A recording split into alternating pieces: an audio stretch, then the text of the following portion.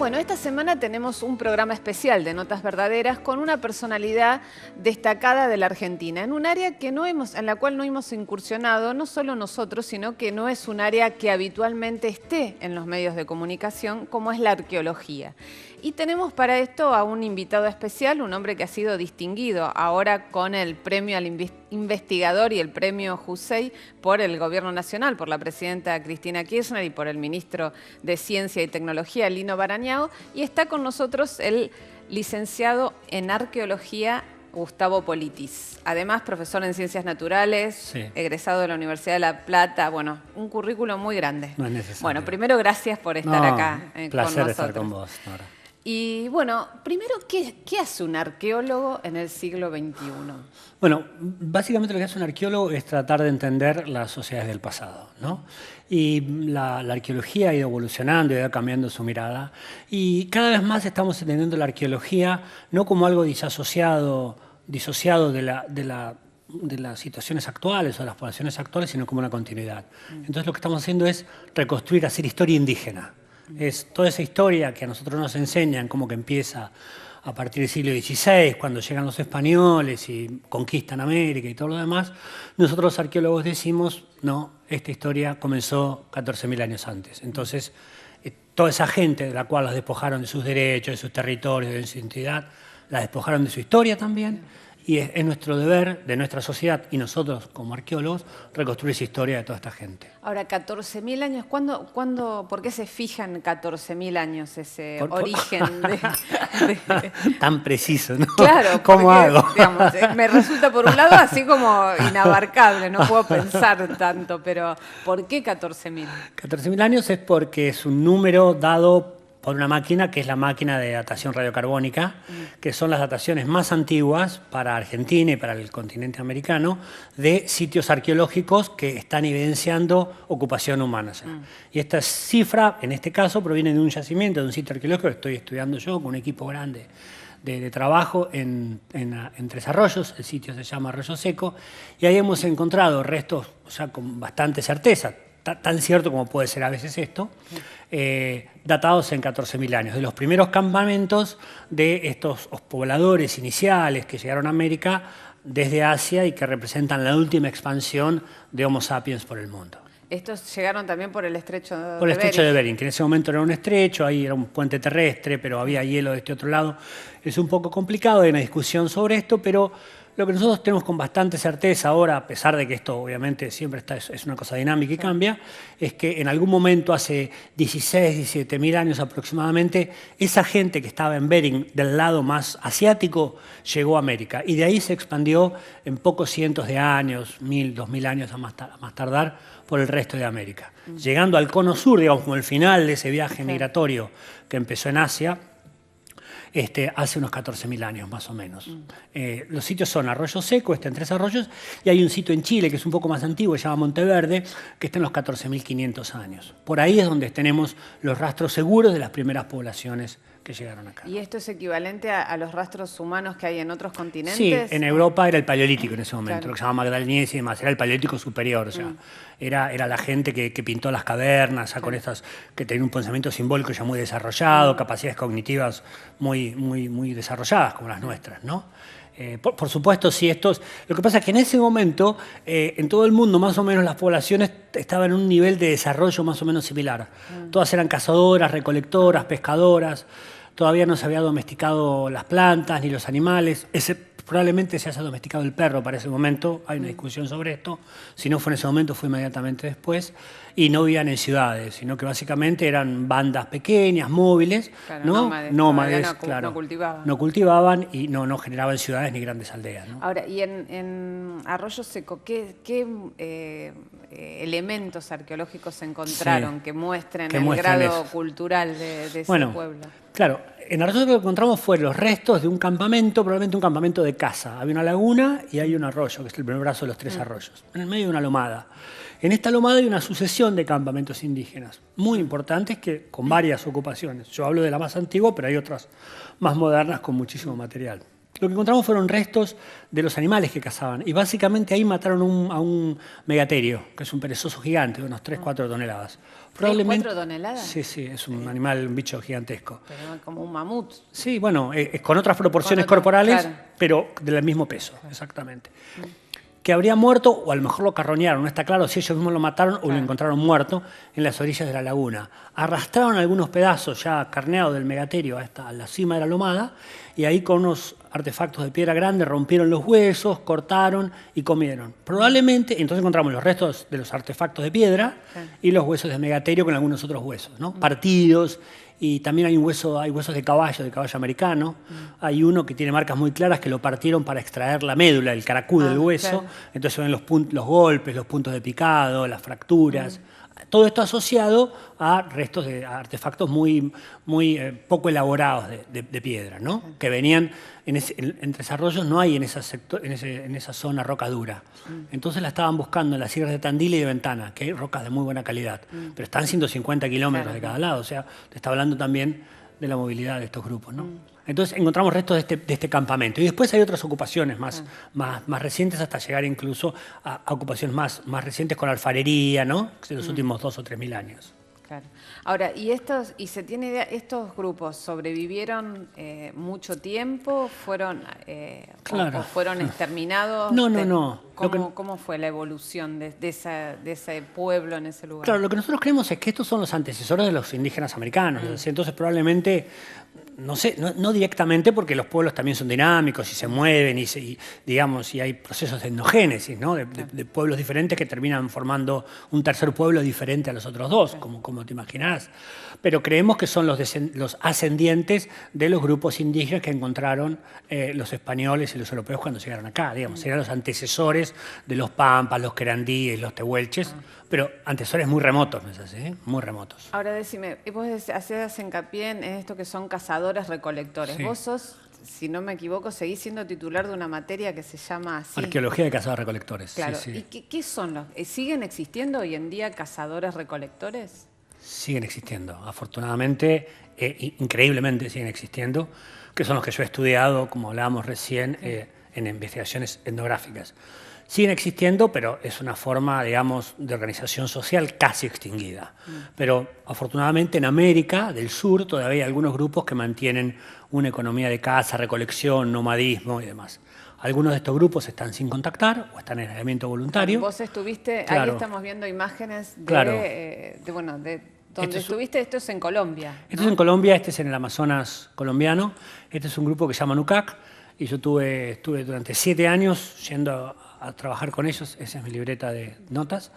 Y ahí estaba filmando y ellos... ¿Ellos viven así desnudos en la selva? Sí, bueno, algunas veces consiguen alguna ropa cada vez más de los colonos, ¿no? Claro. Que están avanzando. Pero los pueblos, los grupos más tradicionales sí viven sin nada y con un taparrabos. De todas formas, estas imágenes que yo mostré acá recién, que viste, tienen casi 20 años. La situación ahora ha cambiado bastante, porque la penetración de los colonos en esa zona ha sido muy intensa. Entonces, terminan viviendo en zonas periféricas de los colonos, por una dinámica muy poco, digamos, desafortunada, ¿no? Que se da que de alguna manera nuestra sociedad termina absorbiendo estos grupos indígenas a los cuales termina contactando en algún momento, claro. ¿No? Ahora, ¿y cómo hacías para contactarte con estos grupos? Porque es otro mundo, eso sí que es otro mundo. Es otro mundo. Literalmente. Sí, digamos, yo estuve, a lo largo de mi vida, estuve investigando en 3 grupos diferentes y visité otros. Cada uno de estos es una experiencia diferente, claro. Es muy difícil generalizar. Pero en términos así generales, lo que yo hacía era, en el caso de los NUCAC, por ejemplo, que fue mi primera experiencia y la más duradera y la más enriquecedora, yo me metí en la selva tratando de encontrar algunas trochas o de encontrar algún rastro de estos indígenas que estaban en el borde de la selva, haciendo contacto con los colonos que venían avanzando, con esta avanzada de colonización. A partir de ahí los buscaba, a veces los encontraba cerca, a veces estaba algunos días, generalmente me acompañaba alguien o algún colono o algún indígena de otra etnia, pero que ya ya Que podía hablar conocían, castellano. claro. Entonces nos metíamos y una vez que hacíamos contacto con ellos, que los encontrábamos, digamos, Claro. bueno, ahí ya los acompañaba durante un mes y medio, y vivía con ellos y trataba de Pero, ¿y desarrollar. había, digamos, esa relación, era una relación de confianza o había desconfianza, temor? Porque era... No, en absoluto, son sociedades, o sea, es difícil entenderlo, pero son absolutamente abiertas, y yo nunca sentí ni temor, ni desconfianza, ni agresividad, ni nada. En mi experiencia particular, son gente maravillosa, digamos, gente que, quiero decir, cuando yo salía a cazar con ellos, yo no cazaba, yo no sé, que no podría hacer nada, porque vos te imaginas que cazar con cerbatán y todo, o sea, Sí. además el problema es que ni siquiera ves a las presas, uno se cree que va por la selva y van a cruzar los monos, y no pasa nada, vos ves por allá arriba lo que se mueve y ellos ven que son 3 monos y le tiran cerbatán y los matan. Pero, por ejemplo, en el caso de los Joti, otro grupo, ellos cuando salen a cazar dividen en 3 la presa, ¿no? Un cuarto, otro cuarto y el espinazo con la cabeza y la pelvis. Y lo dividen entre la gente que fue a cazar. Entonces nosotros íbamos a cazar con ellos y nos daban cada vez que íbamos a cazar nos daban nuestro tercio, digamos, ¿no? Sin haber colaborado nosotros en nada, ¿no? Quiero decir que en general y otras veces, por ejemplo, que íbamos a cazar, yo salía con ellos a cazar todo el día, ¿no? Y volvíamos de noche y se hacía muy tarde, casi, y había días que caminábamos 15 kilómetros, y por más que yo quería ponerle garra y energía y todo, me venía retrasando al final. Entonces, algunas veces, me acuerdo las primeras veces que no tenía bien claro qué pasaba, yo me encontraba solo y casi no encontraba el camino, y yo pensé, bueno, me dejaron atrás y ahora no sé cómo llego, y de pronto sentía un toque así muy suave, y había siempre alguien atrás mío, para evitar que yo no me retrasara. Claro, que no te perdieras. Entonces me tocaba así y me señalaba el camino por donde iba, ¿no? Entonces, como esas N número de situaciones en las cuales ahí el que necesito ser ayudado soy yo. Claro. Obviamente, es su medio y yo soy Claro, eso es tan lo urbano que como la todos omnipotencia nosotros. del citadino no tiene en cuenta lo inútil que es, ¿no? Para desempeñarse en la vida. Es inimaginable lo inútil que uno puede ser. Yo me llevaba a perder. Tienen a veces muchas veces los campamentos y van cambiando de campamento. Entonces el agua a veces está a 300 metros, 200 metros. Hacen unos pocitos con agua cerca de un arroyo para sacar agua, ¿no? Entonces ahí van a buscar agua. Yo iba a buscar agua y salí de ahí, me he perdido. He estado 1 hora dando vueltas porque la selva es todo igual y vos te parece que el día anterior el pozo estaba al sur del campamento y resulta que ahora quedó al norte y vos te quedaste con el... Pero siempre me han ayudado y nunca tuve ningún problema. La verdad que son gente maravillosa y no quiero con esto, Nora, plantear una visión idílica del pasado, ¿no? obvio, Digamos, no. obviamente hay conflictos y problemas, pero lo que prevalece es, digamos, la confianza y la solidaridad, la cooperación, ese tipo Ahora, de cosas. ¿y ellos son conscientes de ese mundo exterior Sí, que existe? Digamos, vos llevabas elementos, está bien, me decías Sí. estas imágenes son de hace Sí. 20 años. No, y ellos ya tenían algún contacto también. O sea, ellos tenían contacto con los colonos, Ah. ¿no? O sea, y tenían contacto y algunos misioneros que también había. Son conscientes del mundo exterior y durante mucho tiempo no querían formar parte de este mundo exterior. Sí, obviamente intentan cambiar algunas cosas. Por ejemplo, el metal es algo que les interesa mucho. El metal circuló por el Amazonas desde la época colonial. Aunque no sean los indígenas ellos mismos quienes los conseguían, siempre había algunos que conseguían hachas, machetes, porque les sirven para las hachas, para los machetes, para las puntas de lanza. Eso es algo que ellos no pueden reemplazar. La piedra no es tan eficiente. Un hacha de piedra comparado a un hacha de metal es el día y la noche. Entonces siempre han estado intercambiando cosas y tratando de conseguir cosas, pero no querían formar parte de esto. De hecho, ahora todas las organizaciones indígenas, y yo estoy en varios foros de discusión, se ha cambiado el foco. Antes se lo llamaba grupos indígenas sin contactar, ¿no? Claro. Sobre la imagen esta que estaban allá en el medio y que no sabían qué pasaba y que estaban como aislados, ¿no? Y ahora se lo llaman aislamiento voluntario, porque está claro que ellos saben que existe un mundo, conocen este mundo y no quieren formar parte de este mundo. Entonces es una decisión política, de autonomía política de ellos, ¿sí? Ahora, ¿y esta visión es la que los denomina como no contactados? No, ahora se lo llama en aislamiento voluntario. Ah. Son sinónimos una y Claro. otra. Lo que pasa es que tienen dos connotaciones diferentes. Claro. No contactados parecería que estuvieran ahí ¿Qué? porque quedaron por una especie de azar de la conquista y de que están en lugares muy remotos de la selva. En aislamiento voluntario quiere decir que ellos están ahí Que porque ellos quieren. deciden, claro. Y en muchos casos han llegado ahí como producto de estar escapando al avance de la colonización. Están en lugares remotos de la selva porque los empujaron a esos lugares más profundos de la selva, no porque ellos han vivido ancestralmente ahí, ¿no? Hay varios casos de este estilo.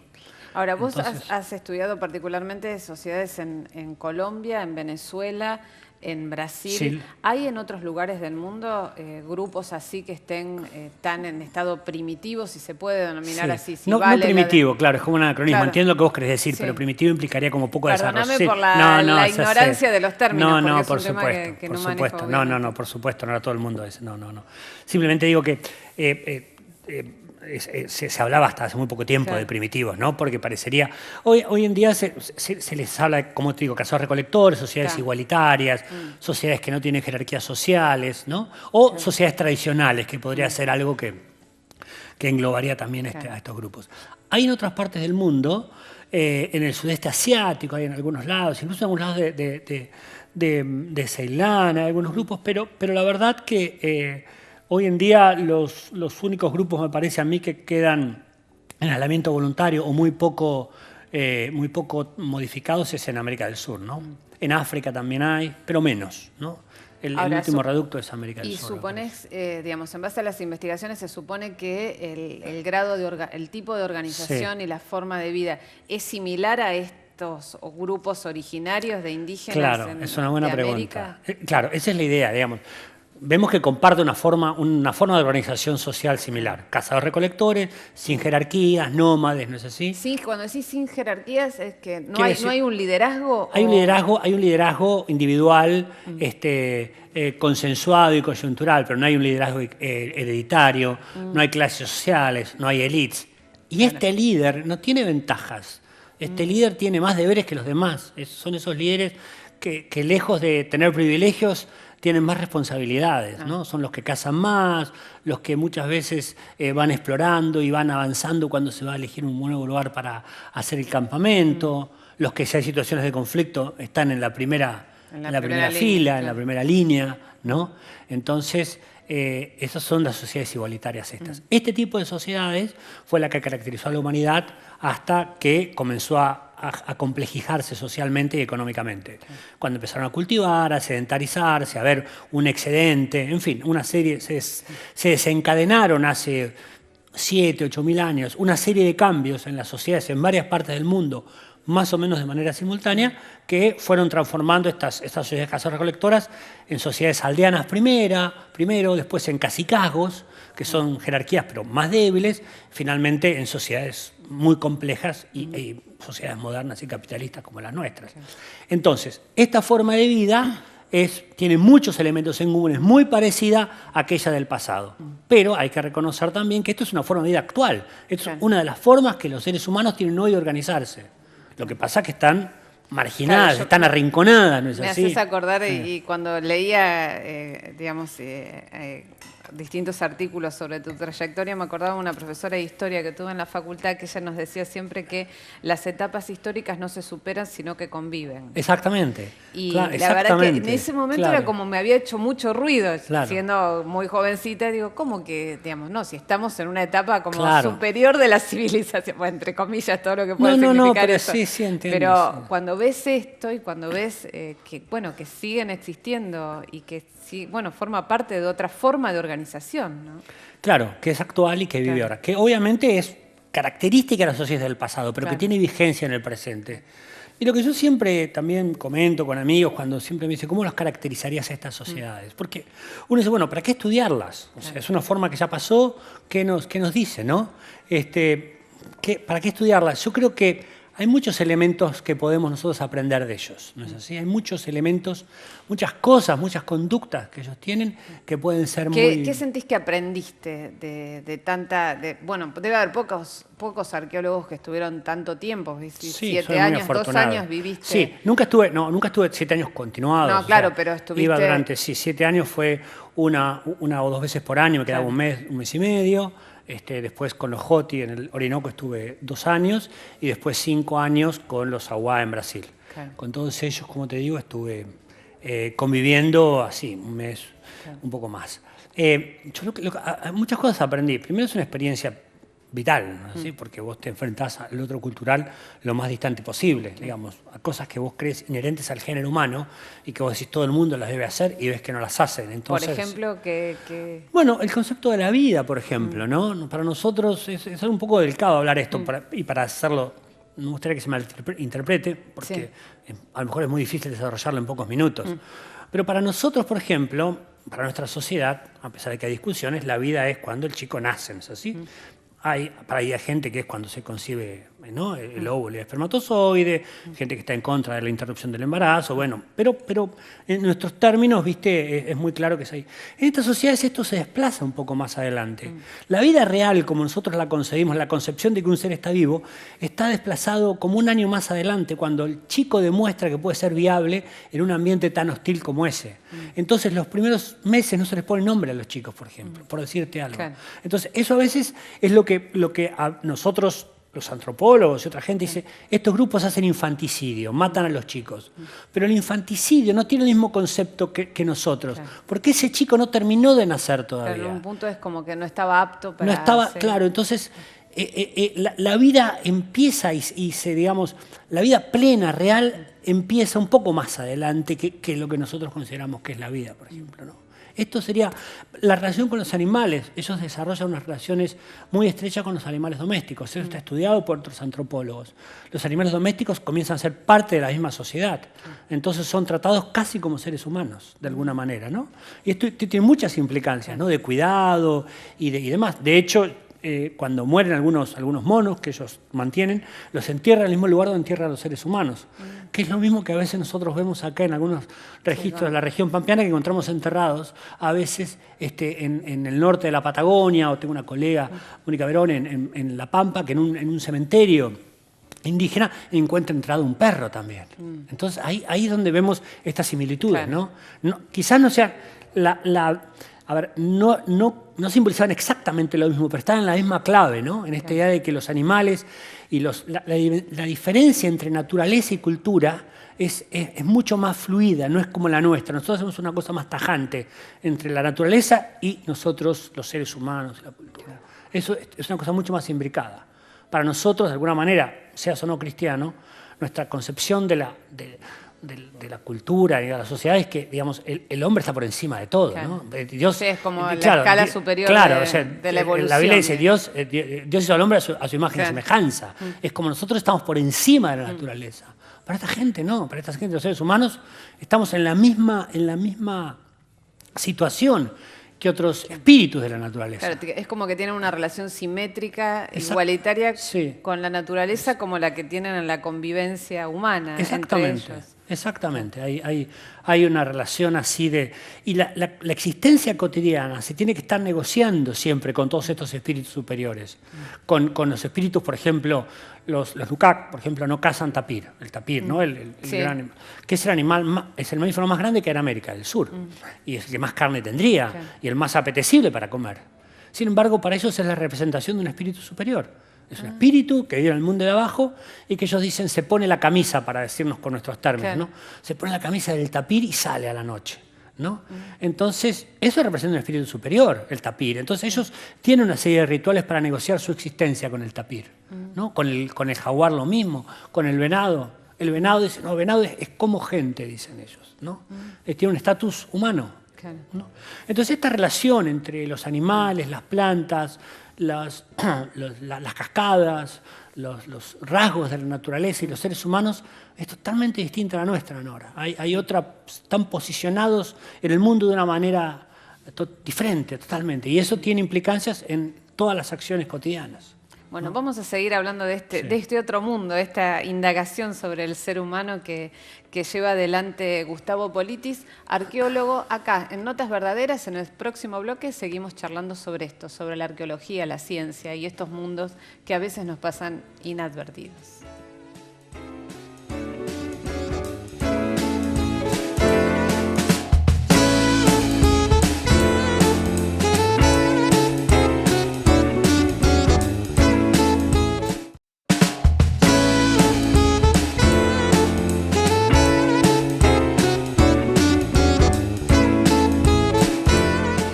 La presidenta de la Nación otorgará por decreto del Poder Ejecutivo Nacional la distinción Investigador de la Nación Argentina al doctor Gustavo Gabriel Politis.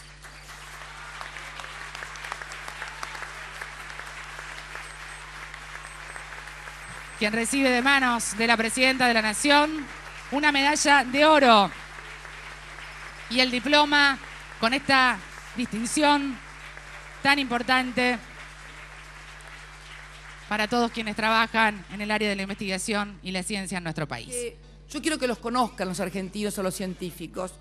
Está bien, así como conocen los escándalos y como conocen, en fin, todas las cosas que pasan en la Argentina y que son programas de entretenimiento, también tenemos que darle valor a los hombres y mujeres que estudian, que se han ido a perfeccionar al exterior, que hoy son importantes miembros de nuestra sociedad y son desconocidos. Gustavo Gabriel Politi, si se puede parar, doctor, por favor, para que lo vean y lo enfoquen las cámaras.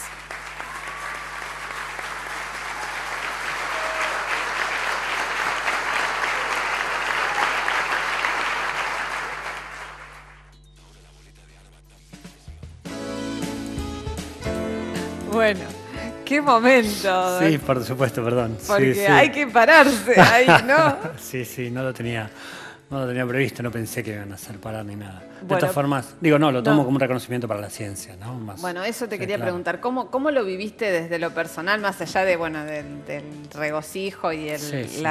la recompensa a una trayectoria, que en definitiva me parece que es esta Sí. distinción?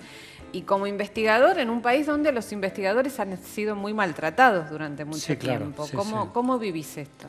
No, yo lo veo como como una consecuencia del reconocimiento que en los últimos años se ha hecho a la ciencia.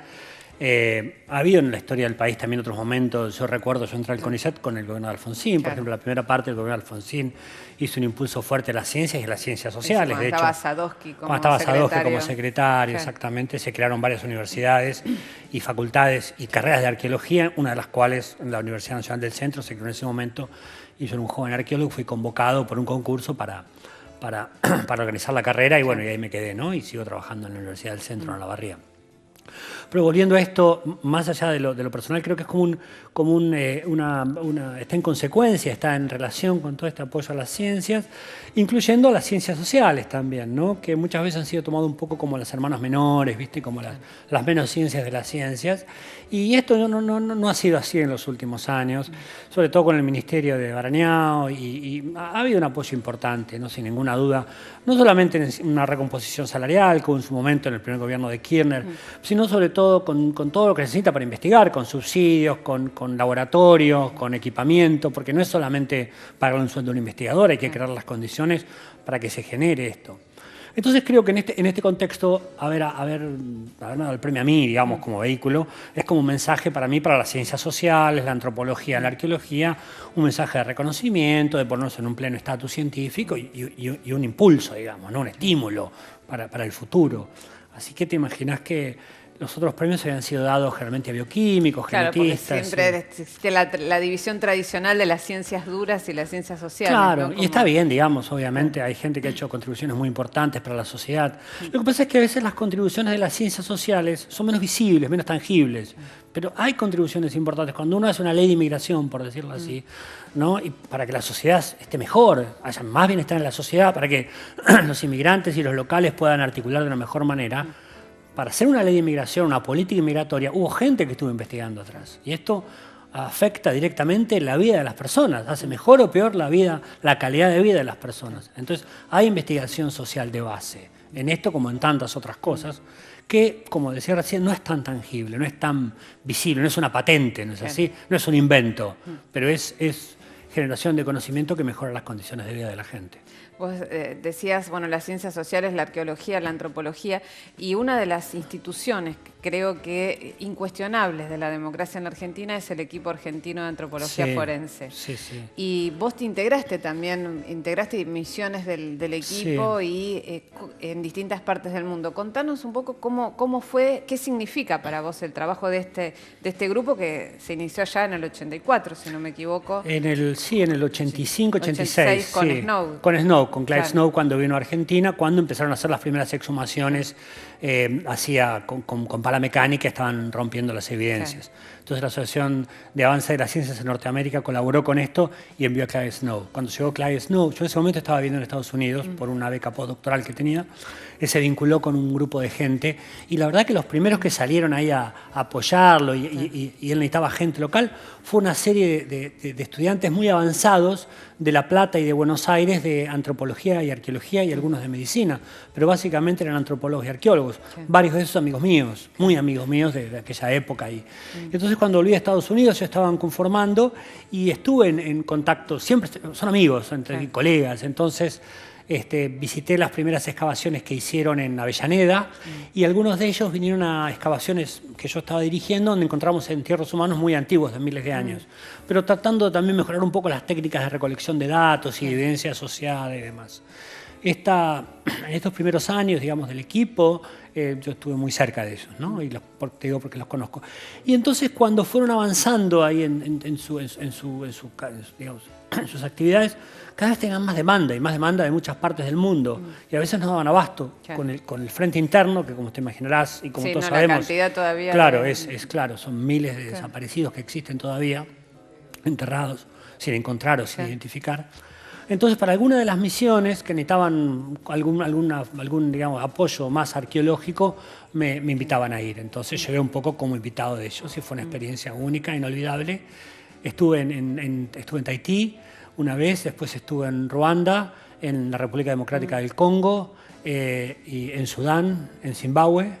De todos lugares donde estábamos en medio de digamos, situaciones de conflicto. De situaciones, además de masacres. Sí, terribles. de masacres. En el caso de Ruanda y Congo, que estaban produciendo en ese momento, ¿no? O sea, eran.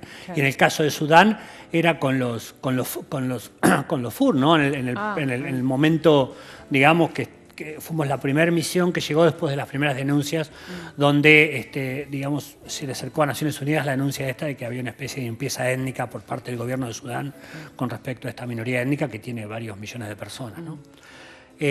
Lo que yo aprendí mucho, pero además, digamos, aumenté mi admiración por el equipo, porque por el profesionalismo, el desinterés con el que trabajan, la seriedad que tienen, ¿no? O sea, a veces lo comparaba con algunas otras organizaciones, con algunas otras personas que están pensando a veces más en los viáticos que en el trabajo que tienen que hacer. Y esos tienen un pensamiento y una actitud diametralmente opuestos. O sea, yo tengo toda mi admiración para ellos, además de ser mis amigos, digamos, no solo por ser mis amigos, sino por cómo son y el prestigio que tienen también, ¿no? Esto lo he notado, he estado varias veces con ellos en reuniones en Naciones Unidas, por ejemplo, en Ginebra, y tienen un prestigio internacional increíble. O sea, el prestigio que es por su capacidad técnica, por un lado, pero por su honestidad y su seriedad y rigurosidad para llevar a cabo esto, digamos, ¿no? Y por su capacidad también de juegue, digamos, ¿no? Porque a veces estábamos en situaciones difíciles, digamos, que hay que tener, digamos, la mística para hacer esto, ¿no? Si no la tenés, no podés hacerla.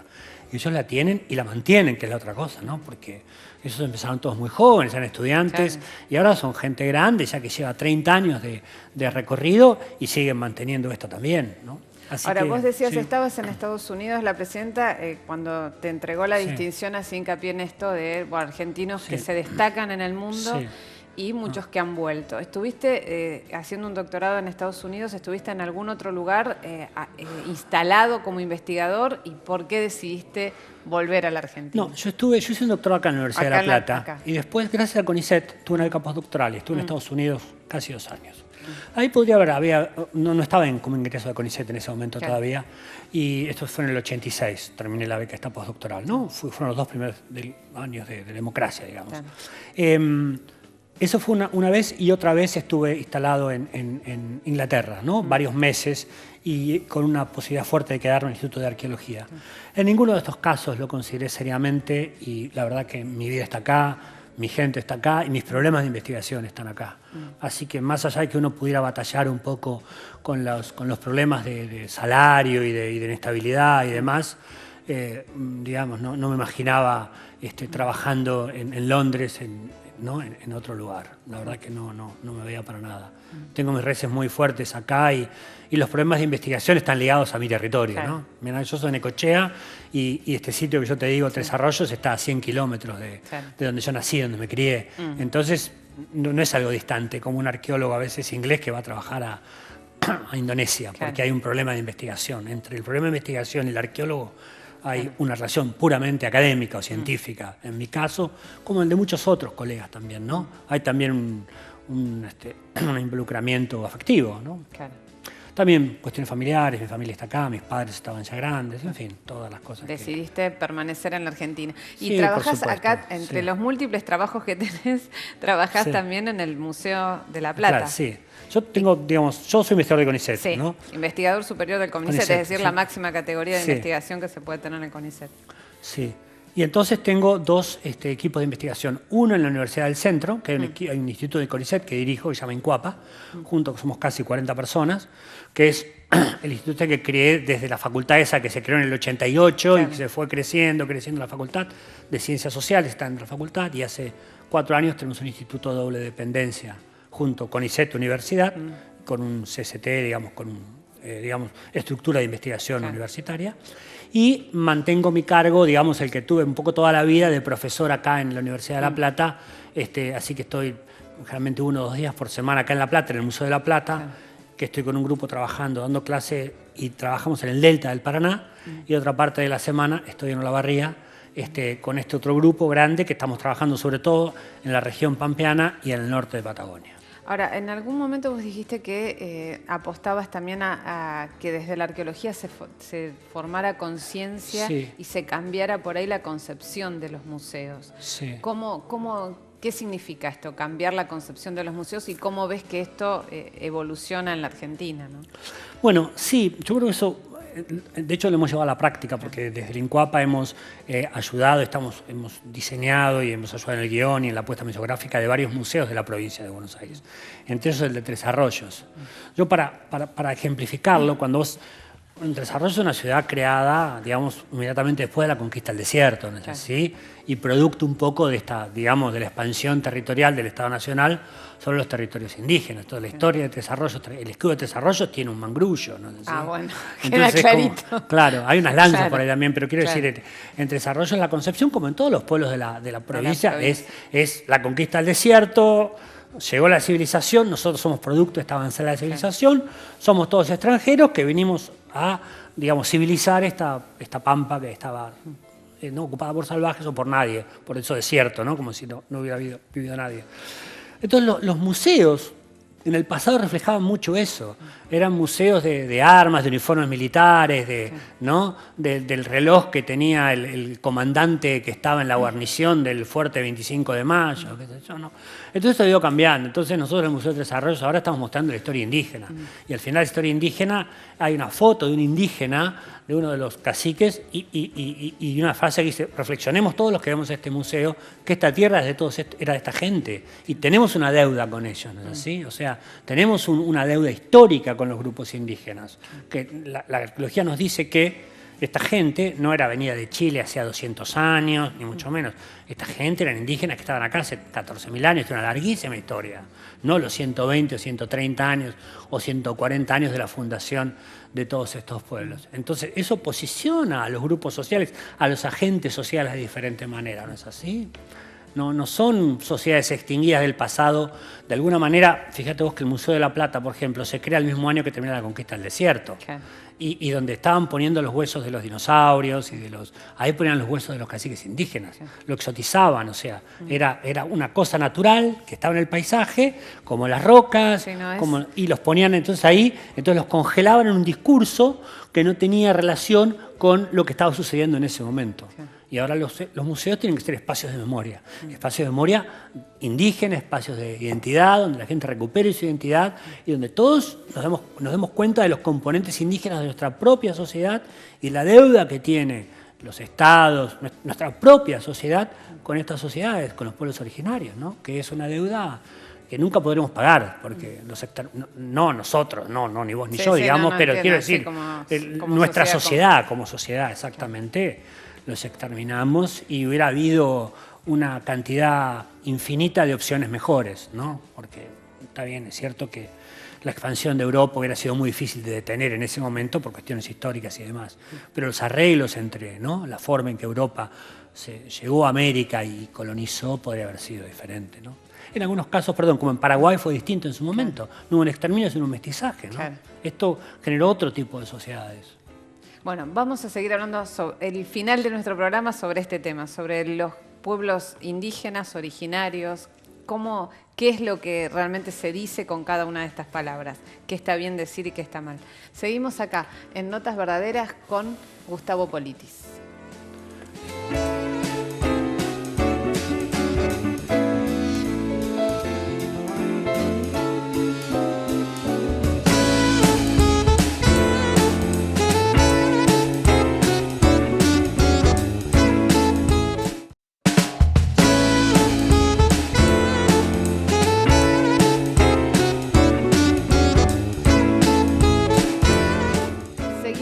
Gustavo Politis, arqueólogo, Premio Nacional al Investigador, acá en Notas Verdaderas y hablando sobre, bueno, lo que las civilizaciones, los pueblos que existían en América mucho antes de la llegada de la conquista y de la historia oficial que nos han vendido a lo largo de décadas y que recién en los últimos años me parece que se empieza a revisar. Y en estas cuestiones de revisar, el tema es también revisar las conceptualizaciones, ¿no?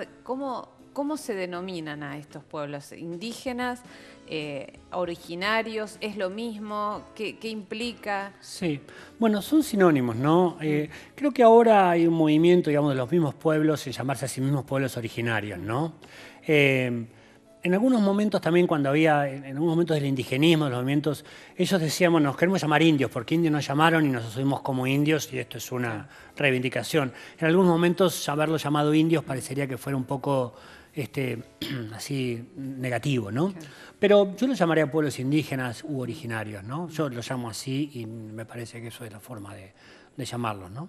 Ahora, vos hablabas de esta revalorización de todo lo que implicó la cultura de estos pueblos y al mismo tiempo yo hacía hincapié en el tema de la historia oficial, ¿no? Y sí, esa historia oficial durante muchísimos años y gran parte del siglo XX, si no decir todo, se hablaba del argentino como sin raíces en los pueblos indígenas. Además, parecía que habíamos llegado de distintos barcos, ¿no? Distintas corrientes inmigratorias, pero ninguna hacía hincapié en lo que había en la Argentina y en los procesos de mestizaje que hubo.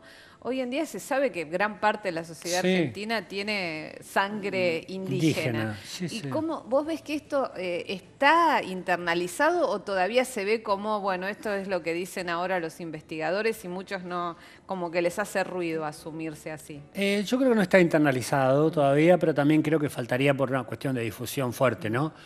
Nosotros los investigadores queremos hacer difusión y de hecho lo hacemos, digamos, a la revista como Ciencia Hoy, por ejemplo, y bueno, yo vengo acá y cualquiera de mis colegas lo haría. Simplemente también lo que pasa es que tampoco somos consultados con tanta frecuencia, ¿no? Como la que querríamos, para opinar sobre temas como este o para diseñar algunas políticas públicas. Yo no creo que la sociedad argentina tenga internalizado que hay componentes fuertes indígenas dentro del seno de nuestra propia sociedad, ¿no? Ahora, vos decías difusión. Y bueno, evidentemente los medios de comunicación, y si hay una de esas cosas que han quedado claras en estos años en Argentina, más allá de las posturas que se quieran tomar, es cómo juegan los medios de comunicación dominantes, básicamente en fijar agenda. Vos decías, somos poco consultados. Sí. Tu premio... Muy poco. Muy poco, casi nada se diría. Vos fuiste premiado, y esto es desde el punto de vista informativo una noticia indudable, ¿no? Que un arqueólogo sea el premio al investigador y además el premio Husey que se viene entregando desde los albores de la democracia. Sí, exactamente. Y esto no ha sido noticia en por lo menos el grupo Comunicación Dominante. Sí. ¿Cómo vivís esto vos? ¿Cómo pensás que esto repercute en la sociedad, que tiene consecuencias? ¿Lo ves como parte de esta puja que existe con el gobierno, que no se logra distinguir lo que es estratégico de lo que es una puja coyuntural? Sí, los premios los entregó la presidenta, pero no los dio ella. Ella no decidió quién iba a ser premiado. Esto fue un consejo, digamos, un jurado de científicos, ¿no? Que va alternándose y demás. O sea que es un honor, un orgullo que lo entregue el presidente de la Nación, independientemente de quién fuera en ese momento, ¿no? Así que no mencionarlo, no haberlo puesto un poco más de relieve por algunos medios me parece un error, digamos, me parece tapar un poco algo que es parte inherente del avance de nuestra sociedad. Pero yo creo que, a ver, lo que yo pienso también es que muchas veces cuando me hacen una entrevista, en estos casos, bueno, pero me dicen a mí, ¿no? Habla para que todo el mundo lo entienda. Y yo digo, todos los científicos podemos hablar para que todo el mundo lo entienda. Nosotros podemos tener un lenguaje comunicacional. Yo continuamente estoy comunicándome con el resto del mundo, no solamente con colegas, ¿no es así? Entonces yo le puedo explicar, cuando yo voy a una fiesta con mis amigos y me dicen, ¿qué hiciste? Yo les explico a ellos qué es lo que hice y dónde estuve y demás. Y lo mismo pasa con todos. O sea, hay cierto prurito que nosotros no somos capaces de comunicar lo que hacemos en un lenguaje sencillo, que creo que es un error, por un lado. Y por otro lado, parecería que no está en la agenda, ¿no es así? A mí no me gusta comparar con otros países, porque cada país tiene que ser entendido en sus propios términos, me parece, ¿no? Y siempre hay un ejemplo mejor y un ejemplo peor para cualquier cosa. Sí. Pero hay una cosa que yo he visto en otros países, en Inglaterra sobre todo, que me parece que sería muy interesante y que no existe acá, que cuando hay algo en cualquier país, un problema en Afganistán, un problema de se encontró algo, llaman a un profesor universitario. Dicen, estamos en contacto con el profesor de la universidad tanto, que es el encargado de relaciones internacionales con Cercano Oriente. Entonces, él habla de eso. O descubrieron estamos hablando con el profesor de la universidad tal otra. Entonces, los profesores universitarios están dentro de la primera línea de consulta de cualquiera de estos problemas. Y esto acá no pasa.